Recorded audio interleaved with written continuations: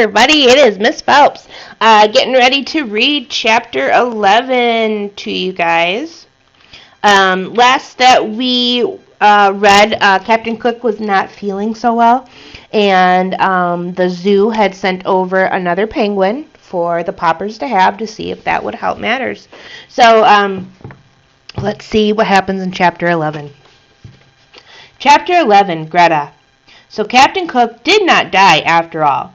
There were 2 penguins in the refrigerator, one standing and one sitting on the nest under the ice cubes.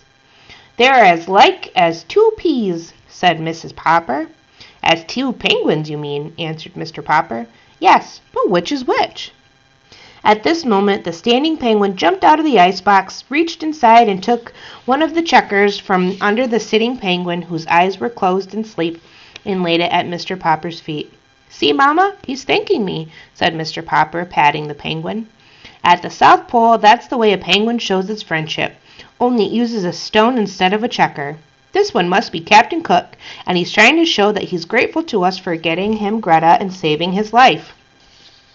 "Yes, but how are we going to tell them apart? It's very confusing." "I will go down in the cellar and get some white paint and paint the names on their black backs." And he opened the cellar door and started down, nearly tripping when Captain Cook unexpectedly tobogganed down after him. When he came up again, Mr. Popper had a brush and a small paint can in his hands, while the penguin had a white Captain Cook on his back. "Gook!" said Captain Cook, proudly showing his name to the penguin in the icebox. "Gaw!" said the sitting penguin, and then squirming around in her nest, she turned her back to Mr. Popper. So Mr. Popper sat down on the floor in front of the icebox while Captain Cook watched, first with one eye, then the other. "What are you going to call her?" asked Mrs. Popper. "Greta." "It's a nice name," said Mrs. Popper, "and she seems like a nice bird, too."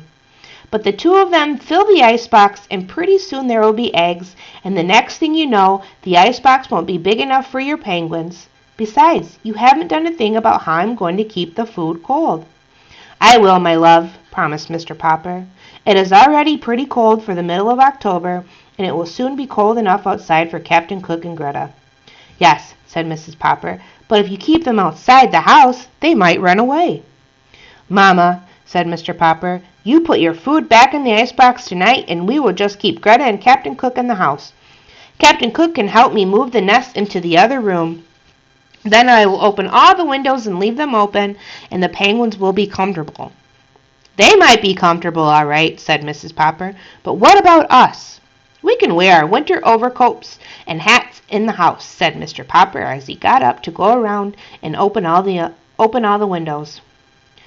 "It certainly is colder," said Mrs. Popper, sneezing. The next few days were even colder, but the Poppers soon got used to sitting around in their overcoats.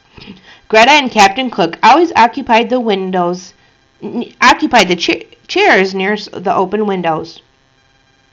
One night, quite early in November, there was a blizzard, and when the Poppers got up in the morning, there were large drifts of snow all over the house. Mrs. Popper wanted to get her broom and have Mr. Popper bring his snow shovel to clear away the drifts, but the penguins were having so much fun in the snow that Mr. Popper insisted it should be left where it was. In fact, he even went so far as to bring an old garden hose up from the basement and sprinkle all the floors that night until the water was an inch deep. By the next morning, all the Popper floors were covered with smooth ice, with snowdrifts around the edges near the open windows. Both Greta and Captain Cook were tremendously pleased with all that ice. They would go up the snowdrifts at one end of the living room and run down one behind the other onto the ice until they were running too fast to keep their balance.